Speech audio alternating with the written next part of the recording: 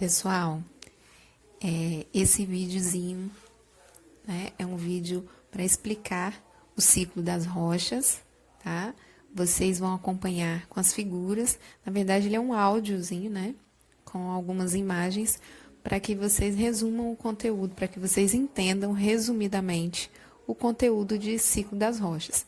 Primeiro, a gente trabalhou lá os minerais e rochas, né, os tipos de rochas, lá no textinho da última aula, e agora a gente vai falar do ciclo das rochas. O ciclo das rochas, né, acompanha aí na figura. Ele é um conjunto de processos que dão origem ou que transformam as rochas que existem no planeta Terra. Então, existem processos que vão formar a rocha e existem processos que vão transformar esse tipo de rocha em outro. Olha lá embaixo, por onde ele começa, né? A gente tem o magma. Então, as primeiras rochas que se formaram são as rochas do tipo magmática. Como que elas se formaram? Por que esse vulcãozinho está aí? As rochas magmáticas, elas se formam quando o magma do interior da Terra vem para a superfície e resfria. Esse resfriamento pode acontecer totalmente na superfície ou no interior do cone vulcânico, da estrutura vulcânica. E aí a gente difere as rochas. Mas, de modo geral, o magma resfria e se torna uma rocha magmática. Só o fato do magma resfriar, né, a temperatura vai cair aqui na superfície, porque aqui é bem mais frio do que lá dentro da Terra, lá no interior. E aí, só o fato dele resfriar cria uma rocha, que é a rocha do tipo magmática, a rocha que vem do magma. E aí, essa rocha magmática, né, formada a partir desse resfriamento, ela pode ser desgastada ao longo do tempo, e não só ela. Olha como todas as outras aí têm a setinha de sedimentos. Porque todas elas podem ser desgastadas porque elas ficam expostas na natureza. E aí a chuva, o vento, o calor, né, todos os agentes do intemperismo, né, todas as intempéries, podem desgastar essas rochas, causar intemperismo. E quando causa intemperismo, solta esse monte de sedimentozinho que a gente está vendo aí, que vocês estão vendo um monte de pintinho escrito sedimentos. São os sedimentos da rocha. Esse sedimento pode vir de qualquer rocha, tá? E aí, eles são depositados em algum lugar. Isso chama sedimentação, né? Os sedimentos chegam e param num determinado lugar da natureza, se depositam. Com o passar do tempo, a própria natureza vai cimentar esses sedimentos, vai colar esses sedimentos. E aí esses sedimentos todos coladinhos ao longo de milhares de anos, até milhões de anos, se tornam uma rocha do tipo rocha sedimentar. O que pode acontecer com essa rocha ou com qualquer outra, tá? Por isso que as setinhas são sempre tem a indicação de que elas vão e voltam, né? O que pode acontecer com essas rochas? Elas sofrerem processo de transformação, de metamorfismo. Olha aí no meio da figura, tem calor e pressão. São os dois agentes que podem transformar as rochas numa nova rocha. E aí, se existia uma rocha e ela foi transformada pelo calor e pela pressão, a nova rocha que surge agora se chama rocha metamórfica.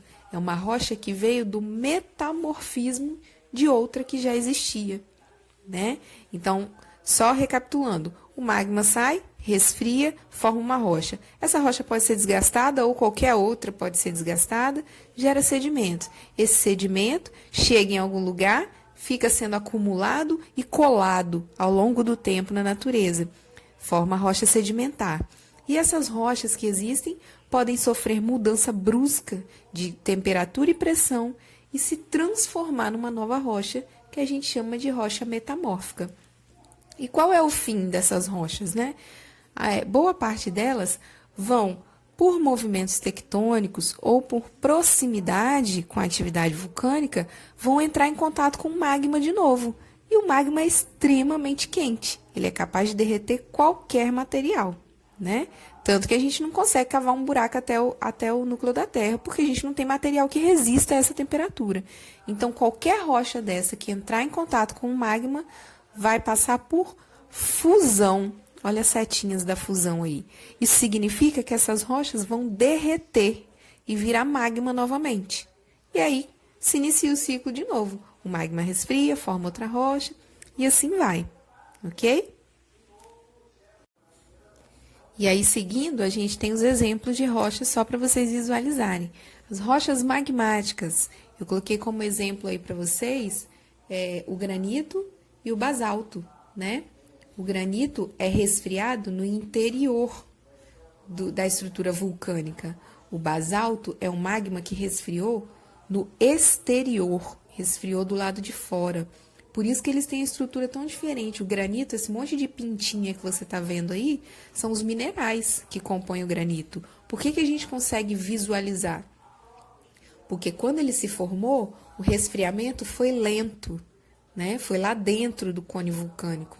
Resfriou devagar, então foi resfriando cada tipo de mineral em cada tempo específico. O basalto não, é o magma que resfriou aqui do lado de fora. A temperatura aqui é muito diferente da que existe dentro da Terra, né? Então, o resfriamento é mais rápido, é brusco, e aí o material é mais escuro, né? Foi um resfriamento que aconteceu de forma mais acelerada. As próximas rochas que a gente tem, nos exemplos aí, são as rochas sedimentares. Olha como na rocha sedimentar, né? Tem o arenito aí, tem o calcário. Olha como na rocha sedimentar, em boa parte delas, você consegue ver as camadinhas de deposição dos sedimentos. Lembra que eu falei que os sedimentos vêm de outra, são depositados ao longo do tempo e aí se forma uma rocha. Acontece que muitas vezes isso acontece em camadas e às vezes você consegue visualizar isso na rocha, né? Olha como a gente consegue ver aí as camadinhas da rocha sedimentar. E o calcário, né? Que é uma rocha mais clara, mas ainda assim passou pelo processo de sedimentação também. E por último, as rochas metamórficas, né? Que estão como exemplo aí o gneiss, né? O gneiss é uma rocha que vem da transformação do granito. O granito sofre uma transformação por alteração de pressão e temperatura e vira o gneiss, que é essa rocha aí metamórfica. Outra rocha metamórfica, o mármore. O mármore é uma rocha que vem da transformação do calcário. O calcário está lá como rocha sedimentar, mas quando ele sofre uma mudança de pressão e temperatura, ele se torna uma rocha nova, que é uma rocha metamórfica, que é o mármore. Ok? Então, esse foi um resuminho